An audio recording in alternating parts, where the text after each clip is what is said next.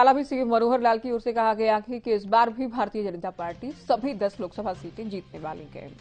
तो हरियाणा में बीजेपी के चुनावी तैयारियों को रफ्तार मिल रही है। सभी 10 लोकसभा सीटों के पार्टी चुनाव कार्यालयों का उद्घाटन हो गया है। सीएम इस दौरान अंबाला में थे। गृह मंत्री अनिल विज भी उनके साथ रहे और इस कार्यक्रम के दौरान सीएम ये कहते हैं कि हमारा टारगेट एक बार फिर से सभी 10 सीटें जीतने का है। फरीदाबाद के कार्यक्रम में पार्टी के हरियाणा मामलों के प्रभारी विप्लव देव शामिल रहे। तो सभी 10 लोकसभा सीटों में ये कार्यक्रम रहा। सिरसा की बात करें, वरिष्ठ बीजेपी नेता गोविंद कांडा की ओर से हवन करवाया गया। स्थानीय सांसद सुनीता दुग्गल की ओर से उद्घाटन कार्यक्रम में मौजूद रही। तो अंबाला, कुरुक्षेत्र, फरीदाबाद और सिरसा की 4 तस्वीरें आपके सामने। अंबाला में सीएम शामिल थे। गृह मंत्री अनिल विज भी उनके साथ कार्यक्रम में मौजूद रहे। कुरुक्षेत्र में नायब सिंह सैनी और स्थानीय नेता बीजेपी के कार्यक्रम में शामिल हुए।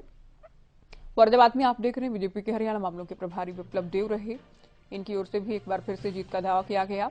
तो सिरसा भी बीजेपी के वरिष्ठ नेता गोविंद कांडा की ओर से इस मौके पर हवन का आयोजन करवाया गया।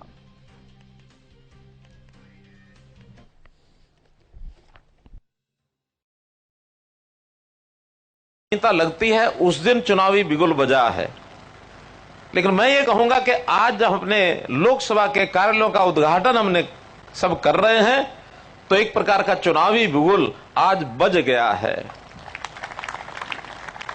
और जब चुनावी बिगुल बजता है तो उसके बाद हम सबके लिए, चाहे कोई कार्यकर्ता गली मोहल्ले का हो, बूथ का हो, अथवा प्रदेश और केंद्र स्तर के हमारे नेता कार्यकर्ता हो, उन सब के लिए शब्द प्रयोग किया जाता कि उल्टी गिनती शुरू हो गई है।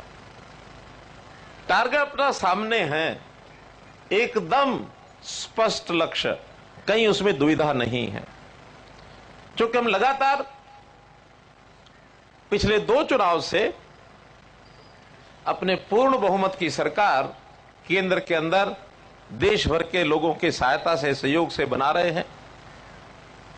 उसमें और आगे बढ़ने का हमारा लक्ष्य, अब कोई 400 सीटें कहेगा, कोई कम ज्यादा कहेगा, लेकिन हरियाणा के लिए तय है कि पिछली बार भी हमने 10 की 10 लोकसभा सीटें जीती थी। इस बार भी हमारा टारगेट 10 की 10 लोकसभा सीटें जीतने का है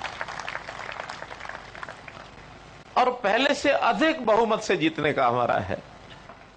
आने वाले मार्च के प्रथम सप्ताह में कभी भी आचार संहिता लग जाएगी और उसके बाद चुनावी प्रचार अभियान करते हुए कौन से फेज में हरियाणा का चुनाव होगा ये तो चुनाव आयोग बताएगा। लेकिन मई के मध्य तक चुनाव सब देश में हो जाएंगे और तीसरे सप्ताह में जैसे पिछली बार चुनाव का परिणाम निकला था, चुनाव परिणाम निकलेगा और मई के आखिरी 10 दिनों में पुनः तीसरी बार सरकार नरेंद्र मोदी जी के नेतृत्व में अपनी बनेगी। वो सारा खाका अपने सामने तैयार है। अब इसके लिए मैं कहूंगा कि 2014 से लेकर 2024 तक 10 वर्ष में भारतवर्ष की दिशा तय हो गई है। देश की आजादी हमको 1947 में भले मिल गई, लेकिन कांग्रेस के शासन में देश की जनता को दिशा नहीं मिली थी कि किधर हम जा रहे हैं। खुशी हम मनाते रहे कि हाँ आजाद हो गए, आजाद हो गए, आजाद हुए भी हैं, लेकिन देश को प्रगति करनी है, आगे बढ़ना है, देश को दुनिया में नाम करना है, विश्वगुरु बनना है, तो उसकी दिशा तय नहीं हुई थी मित्रों। वो दिशा अब आकर के इन 10 वर्षों में तय हुई है। एक मजबूत नींव डाली गई है और देश की आजादी को जब 100 साल पूरे हो जाएंगे 2047 में, तो इस 25 साल के कार्यकाल को हमने अमृत काल इस रूप में उसकी संज्ञा दी है कि 25 साल का जो कार्यकाल हमारे लिए अमृत काल है और 2047 में यह देश विकसित देशों की श्रेणी में जाकर खड़ा हो जाए, ये हमारा टारगेट है। आप खुद कह रहे थे मोदी जी तीसरी बार चाहिए, तो वही बात मेरे मन में भी है जो बात आपके मन में है। 10 लोकसभा कार्यालयों का उद्घाटन हुआ एक साथ, क्या कहेंगे? कितनी बड़ी तैयारी, चूंकि आज से उद्घोष कर दिया आपने पूरी तरह से लोकसभा चुनावों का। देखिए, ये स्वाभाविक तौर पे भारतीय जनता पार्टी के संगठन की शक्ति को दिखाता है। ये मैंने जो कहा भाषण में भी, जो इतिहास है हिस्टोरिकल है।